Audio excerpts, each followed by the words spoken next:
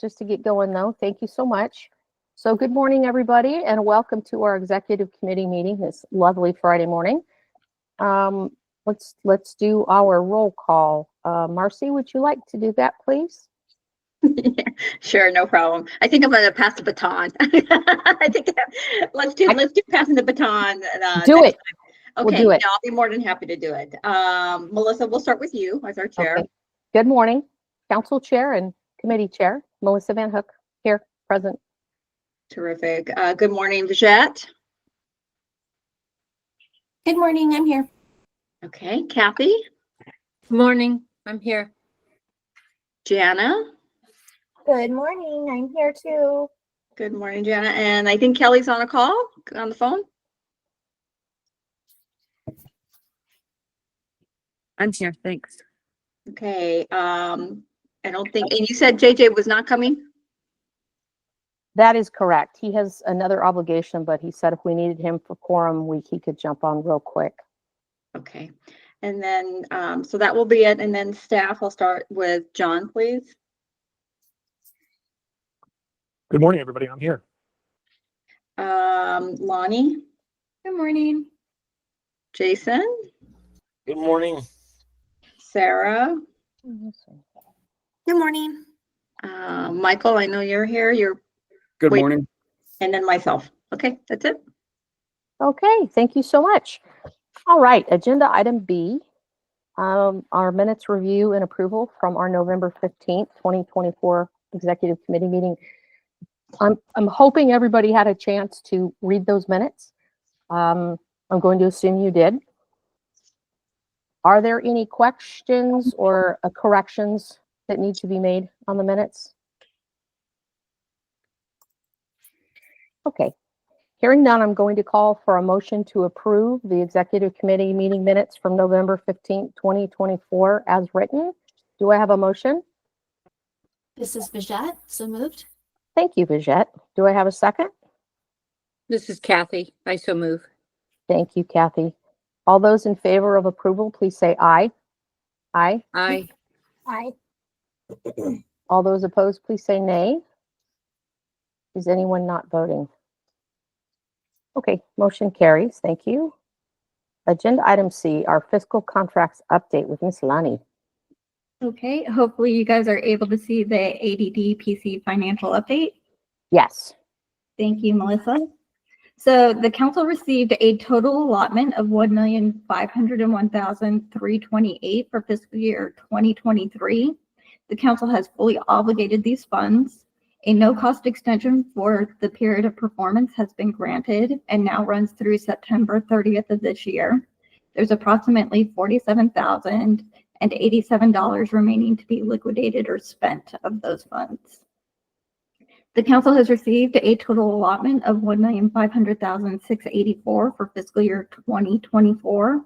The obligation and project periods are through September 30th of this year as well. There's approximately $975,501 remaining to be liquidated. And these are the funds being used for the current 2025 work plan projects. So 24 funds for 25 projects. And finally, the council has received a second allotment. So I apologize. This sheet was sent out and prepared prior to us getting our second award, but getting the second award is exciting. So we received our second allotment for fiscal year 2025 in the amount of $344,486. This brings our cumulative total for fiscal year 2025 to $676,694. So again, this number up here, it's just an estimate. It's being estimated at level funding, but that may change. So that $676,694 that I mentioned, that is only good through March 14th. That's what the current continuing resolution runs through. And so we know we at least have those funds and we're funded through March 14th. The obligation and project periods are through September 30th of 2026 for these funds. And the final report will be due January 28th of 2028. On another note, the federal financial reports for the 2023 and 2024 grants were submitted by the December deadline. However, there's still 2 reports that are due and they have January deadlines. So the federal financial reports for 2022, which will be the final report for the 2022 grant, as well as the final report for the public health workforce grants. They're both due at the end of the month. So those will be taken care of as well. Any questions for this sheet? Okay, moving on to the next one, and I apologize, these will continue to get smaller as we go along. But this sheet shows all the current projects funded by the council. 2 contract extensions have been granted. The first is for Impact Analytica to continue the work on the data hub. This is expected to run through September 30th of 2026. We haven't had the opportunity to meet with Alex Kurtz yet to know whether or not there's going to be additional funding. And so, yeah, hopefully we'll have an update for you for that by full council or next week. And the second contract extension is for the Sonoran Center and Disability Rights Arizona for their work on the legal options manual update. We've extended that contract for 3 months. It's a no-cost extension, and it'll now run through March 30th of 2025. Any questions on this sheet? Okay, moving on to the final sheet. This sheet has been updated to reflect the projects outlined in fiscal years 2024, 25, and the 26 work plans, as well as funding that has already been approved for the prior years. The funding year is generally the year prior to the project. So again, we're using federal fiscal year 24 funding for the 25 work plan project. For fiscal year 2025, again, this award is just being estimated. These funds will be used primarily for projects to be decided on for fiscal year 2026. So we're still working on that work plan. As you can see, there's some things already kind of identified. And at the bottom, we're kind of showing a surplus here. So in the event that we don't get level funding, we could pretty much take a hit and not really cut out anything that's anticipated. If we do get level funding, then, you know, there's some flexibility on projects moving forward. And so hopefully between the work plan committee and the new 5-year state plan committee, we could hopefully find some transitional projects to move forward with these funds. Any questions on this sheet? Okay, that's it for me. Thanks, guys. Thank you, Lonnie. Okay, agenda item D, our executive director report with John.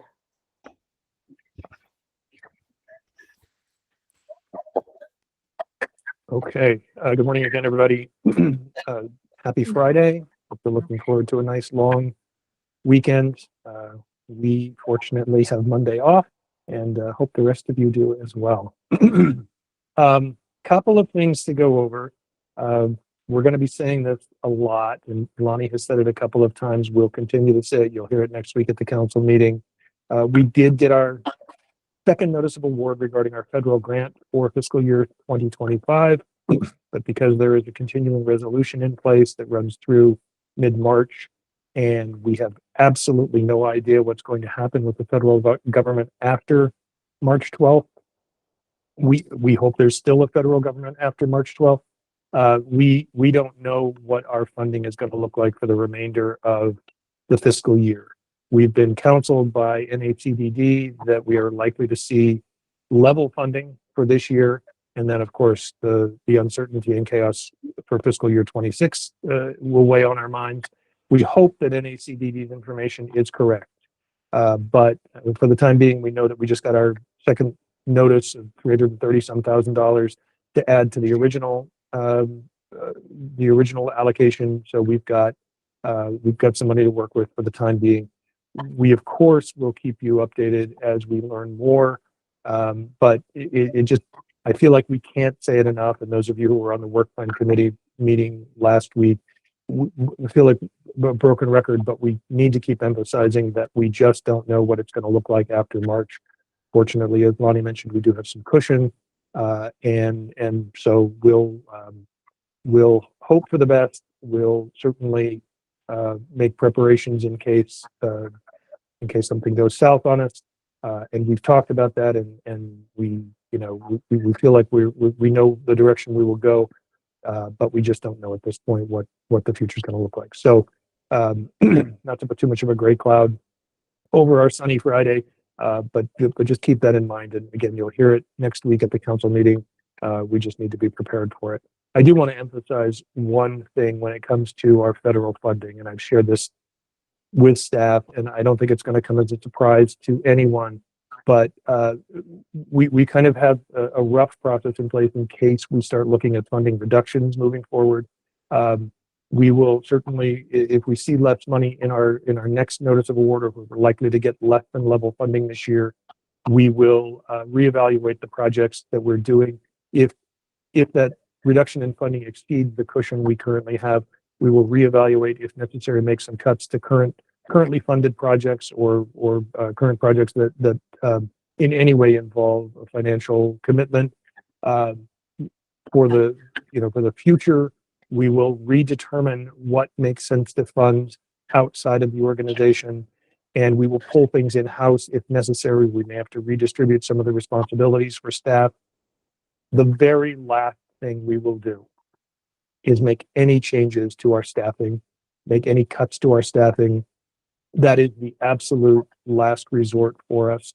This council cannot do its work without these individuals who dedicate their lives to this work, and we will do everything we can to cover our responsibilities with by again pulling things in-house if we have to, but as a very last resort would we make any changes to staffing. So just know that that's a commitment that we are making to the members of this team, and fingers crossed, say your prayers, whatever works for you, that it never comes to that.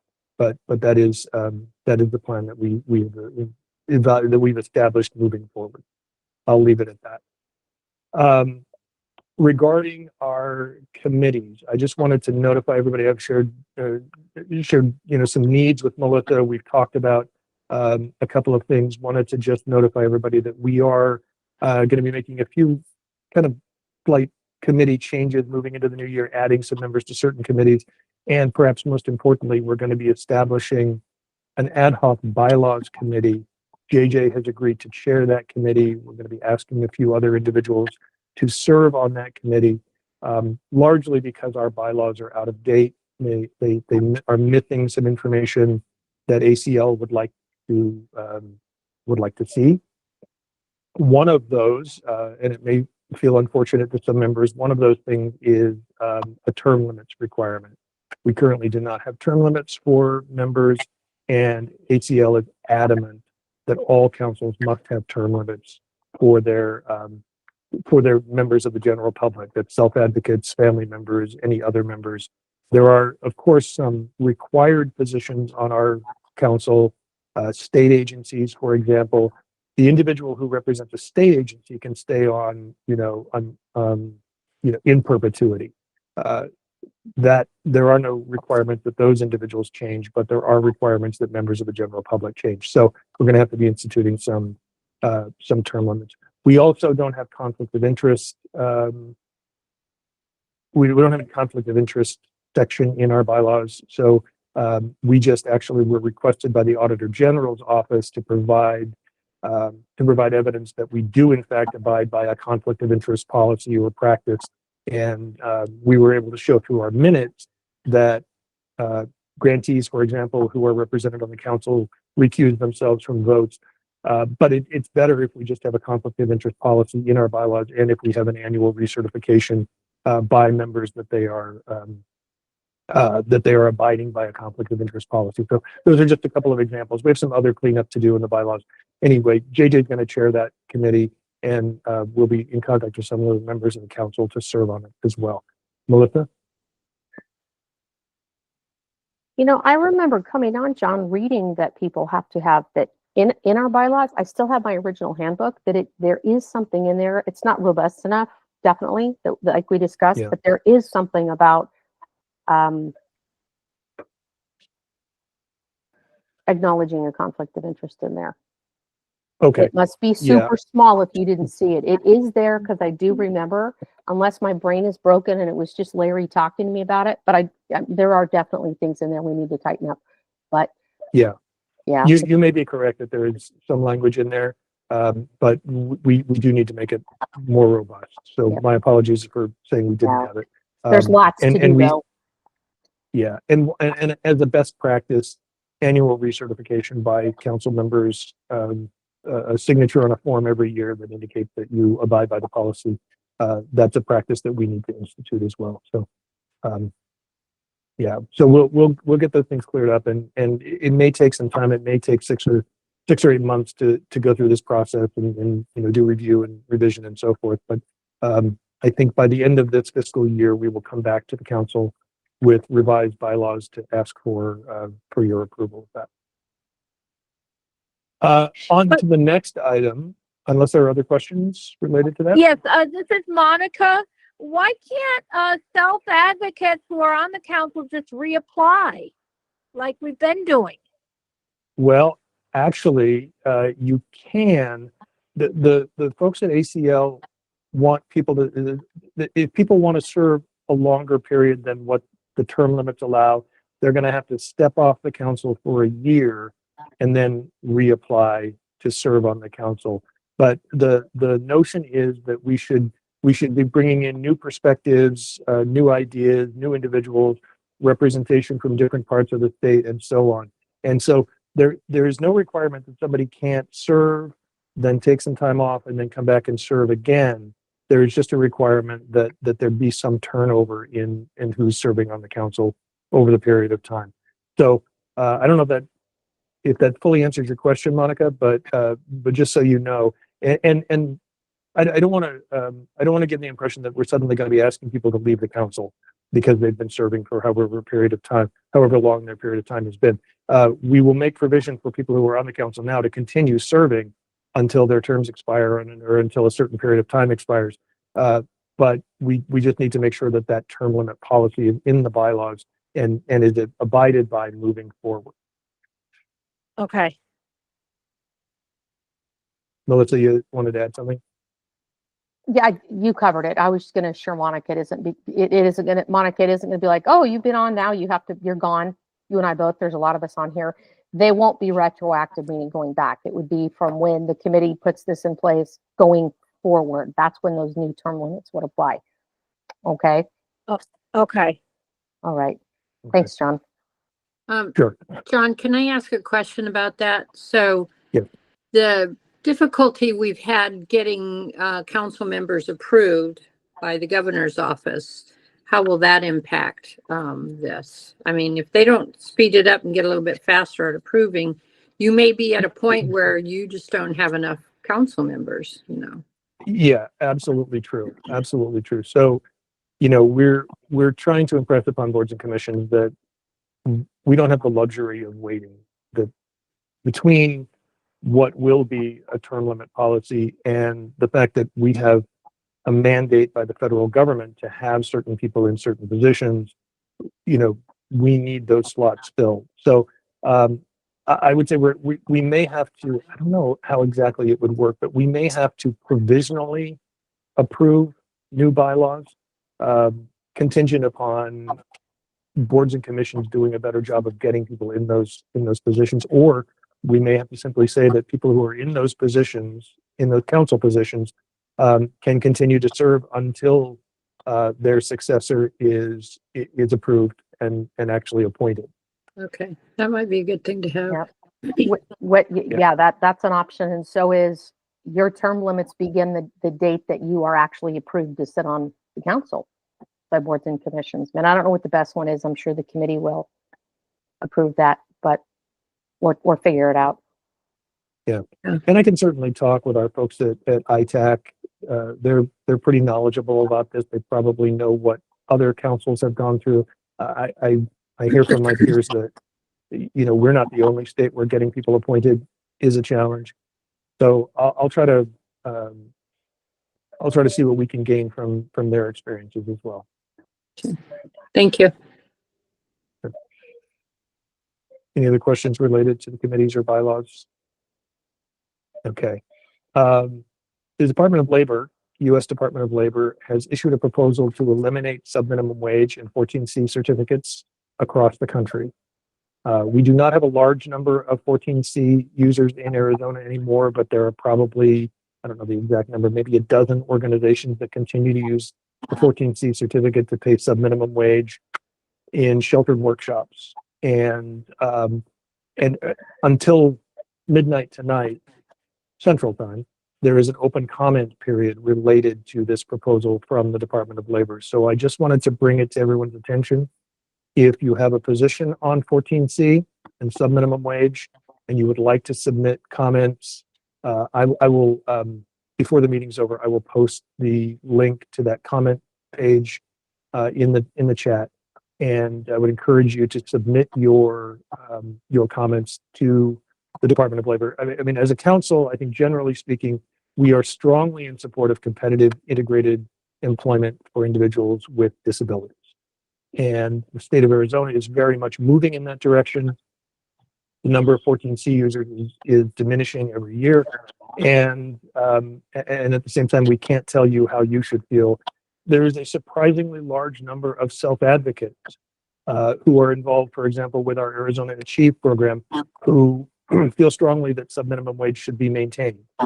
And I mean, they have their reasons. I can't speak for them, but it surprises me that individuals in the disability community itself don't feel that they should be paid competitive wages for the work they do. There are a lot of perspectives on this, and the providers who continue to use 14C feel strongly that it benefits the people they serve. So in any case, we would encourage you to submit your comments. Yeah, I guess I can leave it at that, but I will post the link in the chat before we're done today. And if you have time, if you have any inclination to submit comments on this, please feel free to do so.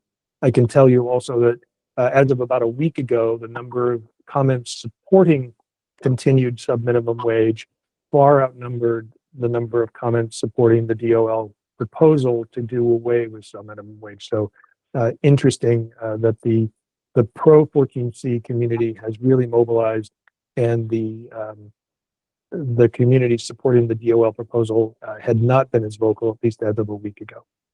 So I'll put that link in the chat. Lastly, the Arizona legislative session has begun, as you all probably know. We expected it was going to be sort of a quiet session for disability issues, and it has not proven to be the case, even just a week in.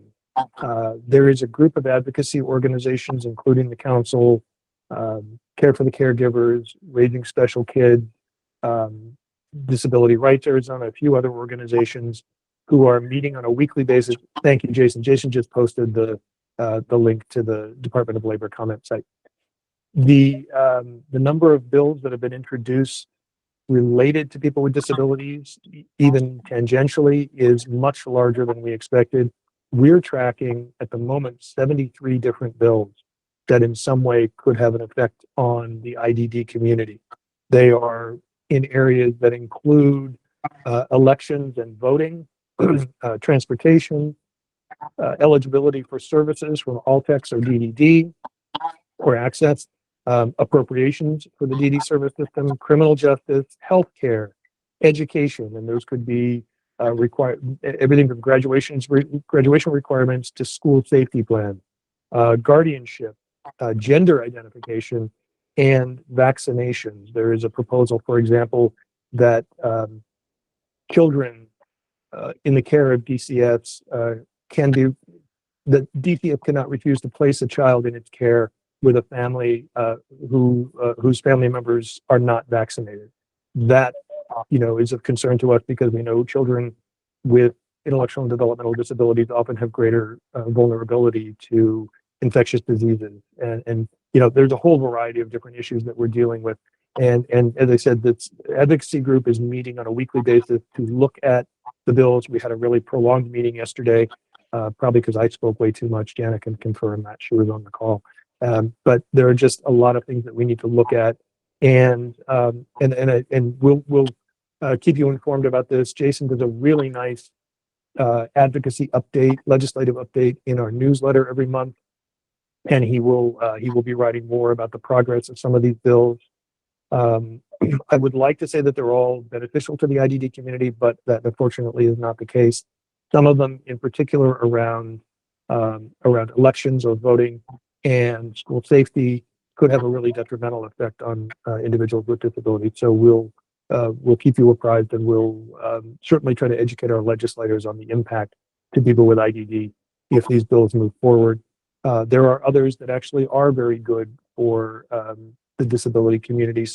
There's one in particular that was proposed by Representative Willoughby that would allow individuals to bypass the DDD application process and go directly to applying for Altex services. It would reduce a lot of the bureaucracy that people have to go through, a lot of the duplication of effort that people have to go through, and it potentially could allow for services to be provided much more quickly than is the current case. So a number of different things, and we'll keep you informed as things go on. I'm always available to talk about any of these issues, Jason as well. If you have questions on any of the bills that are being proposed, we're more than happy to discuss them with you and give our perspective and our understanding. Fortunately, we have the expertise of Raising Special Kids, Disability Rights Arizona in our advocacy group, so we've got multiple perspectives on these things, and I'm sure that either Jana or somebody on her team or JJ would be willing to talk about these bills as well, because there are certain issues that we perhaps don't have the expertise to address. The last thing I would say about that is I'm going to be doing a webinar next Wednesday, the 22nd at 1 p.m., just focusing on the legislative session, what we know so far. I have a call this afternoon with the governor's office to talk about the governor's budget proposal for EPD and DDD, and hopefully we'll gain some insight into what is likely to come about in the way of funding. The long and short of that is we're not likely to see a huge increase in the appropriations for DD services. There is a proposal. Representative Willoughby also introduced the bill to add $15 million to the access budget for Altex provider increases. That is literally about 10% of what the overall state need is. It's roughly $150 million, but it's $15 million. So I guess we can't sneeze at that.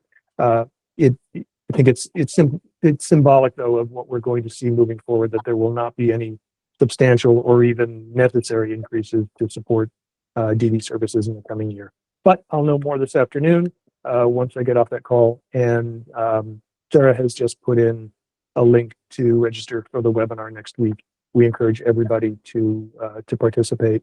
And if you have any questions, I'm always happy to answer them. Marcy has raised her hand. I'm sorry, John, I just missed something. Who are you presenting to next Wednesday? It is just a webinar for the general public about the 2025 legislative session and bills that have been introduced to date, both at the state level and at the federal level. I guess I should touch also on federal issues because there may be some significant changes coming forward. Again, we don't really know what they are, but there are certainly some proposals related to Medicaid that would have devastating effects to DD services in Arizona and nationwide. So we'll keep our eye on that. The folks at NACBD are generally our source of information on that.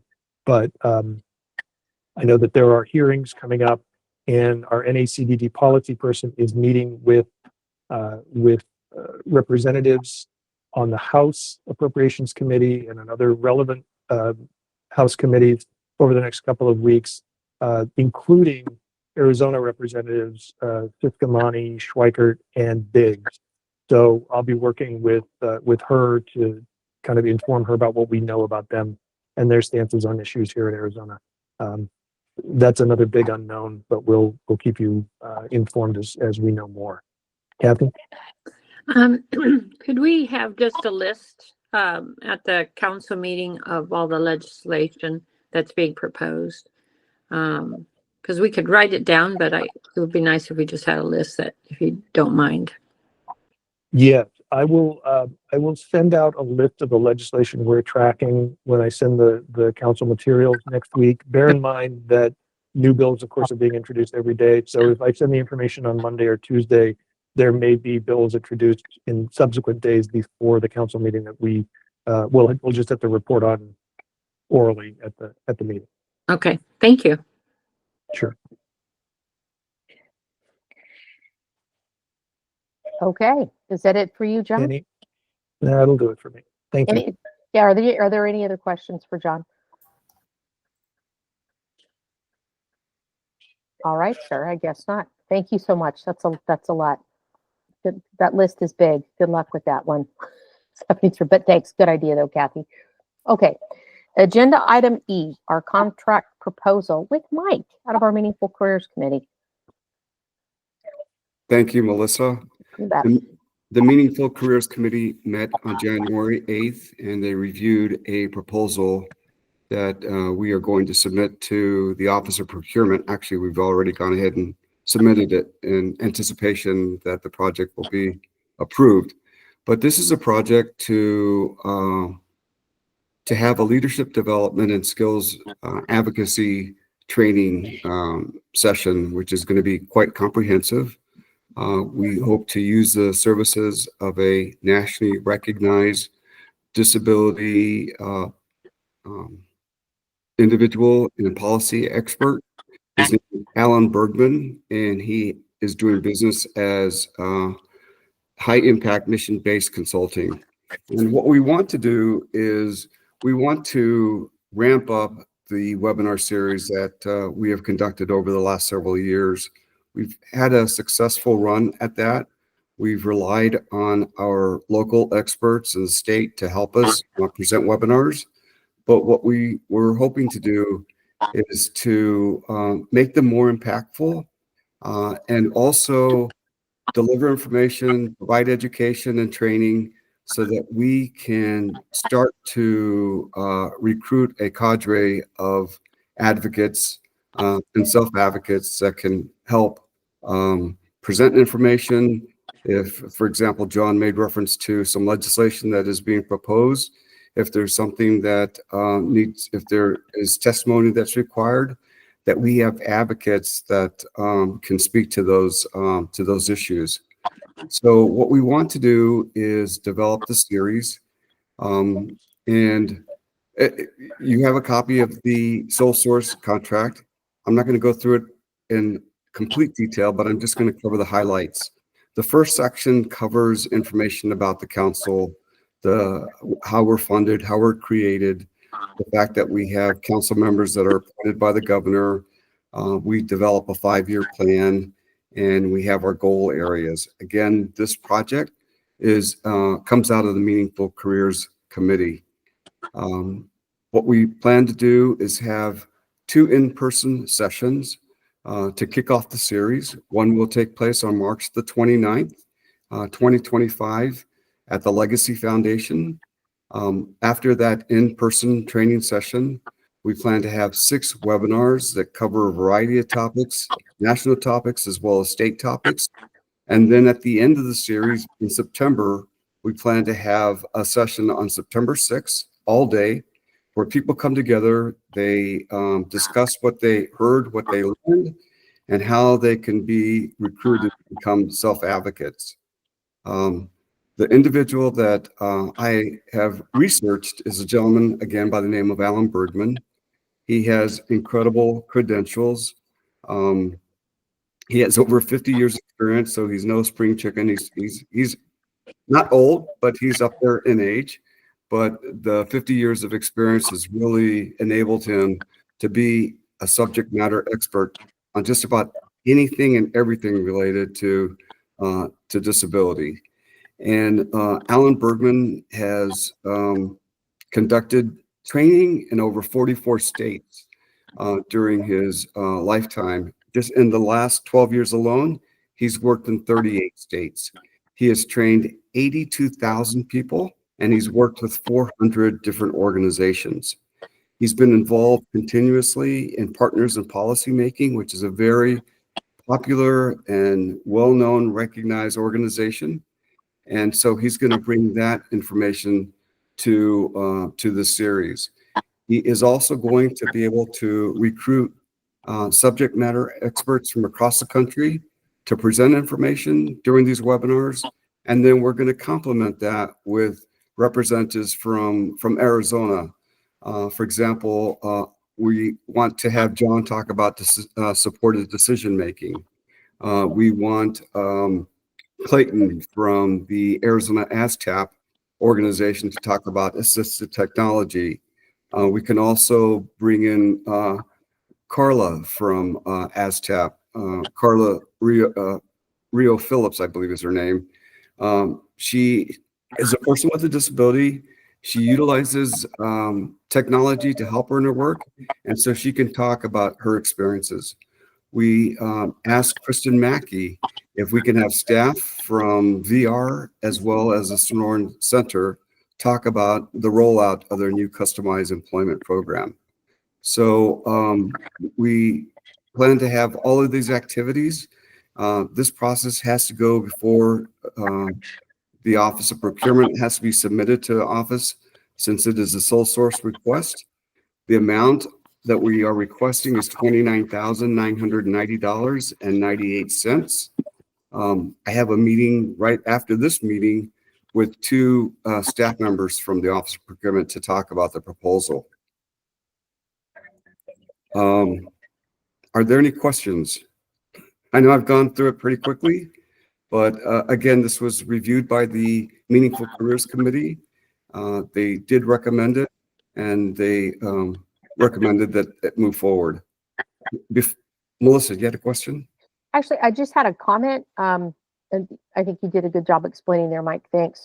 I just wanted to comment on there because you and I and our committee discussed this extensively. I just wanted you to bring up their work with Alan's work with other councils and what the feedback has been, because I think it's really relevant. So thank you, Melissa, for reminding me about that. I did receive letters of support from Alan. I received letters of support from the state of Illinois, the executive director of the Minnesota DD Planning Council. I received a reference from the director from North Carolina, Delaware, and Georgia. So those are just recent letters, and they've dated back in November. So those are just 5 or 6, but there are many other state DD planning councils that have utilized the services and have glowing, comments and remarks and references for Alan. I wanted to mention that because we are federally funded, we are restricted in some things that we can do and we can't do. One thing, for example, is we cannot provide food and beverages. So when we have these 2 in-person planning sessions, leadership development sessions, I approached United Healthcare and asked if they could sponsor the food. So United Healthcare said yes. So they're going to provide $1,500 to provide the food and beverages for those 2 in-person sessions. I also contacted the Legacy Foundation through Care for the Caregivers, Michelle Thorne. They're going to provide the venue for our in-person sessions. So again, on March the 29th, we'll meet at the Legacy Foundation, and then September the 6th. So I'm contacting our partners.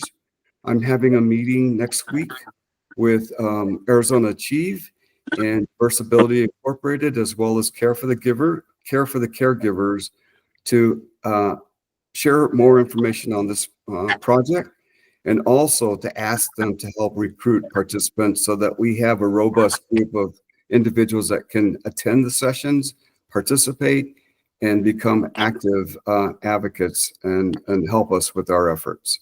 So there's a lot of work that has been done behind the scenes. We still need to get this approved by the Office of Procurement. I'm optimistic that we will get that support and that approval. But I just have to wait and see what happens with that.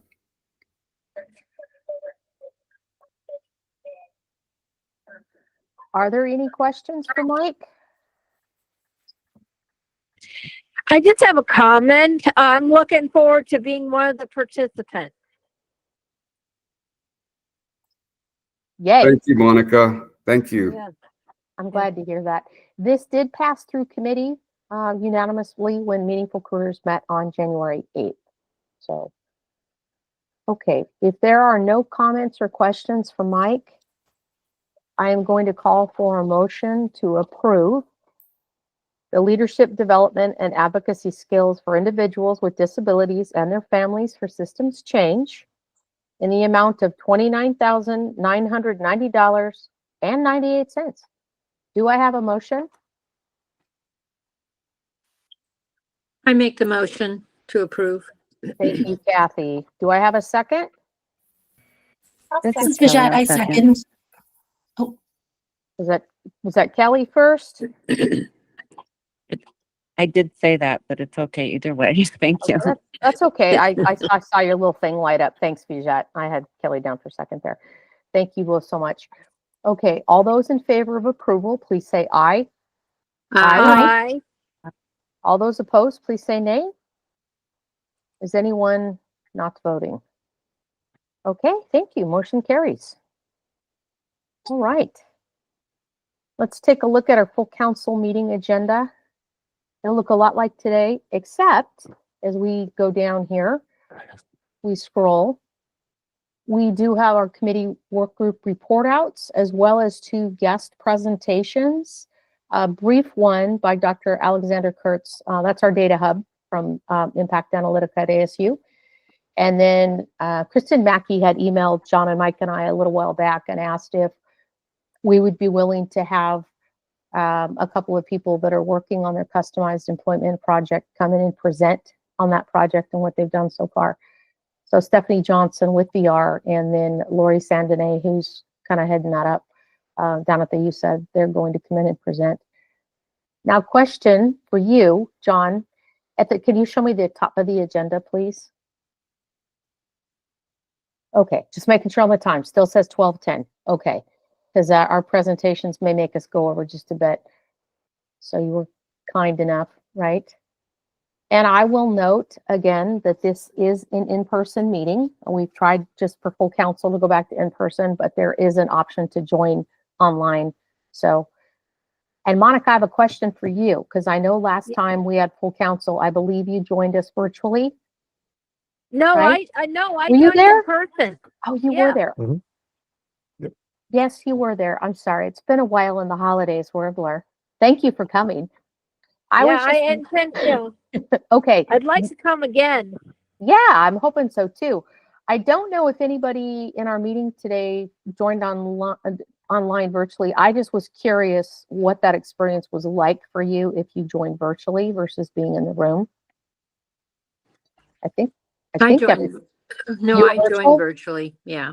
Yeah. Could you hear and could you see everything? Yes. Yeah. Okay. Yeah. I know our tech has come a long way, so I just want to make sure that that's working. So, all right.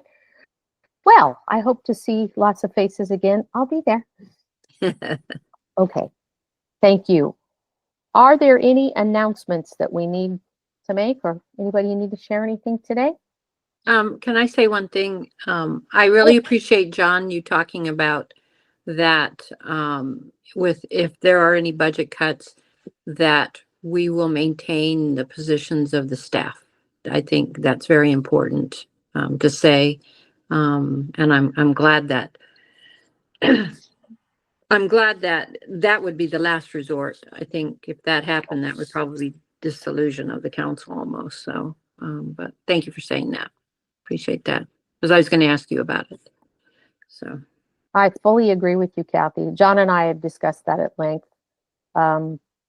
We couldn't function no, without our staff, and we have a fantastic staff. We would be totally cooked. So yeah, we Yep. would be. everything we can do. Thanks, Yeah. Kathy. Thank you. You're welcome. Does anybody else have anything else they would like to share or say? Okay, going to move on to agenda item H, our call to the public. I do not note any members on the phone or on the screen there. So, all right. Going to adjourn our meeting time at 9:47 a.m. We actually got you early today, and I will see you either in person or on the screen next week, guys. Have a good weekend, okay? You too. Thanks, everyone. Thank you. Bye. Thank you. See ya. Bye. Bye-bye. Thank you. Bye-bye.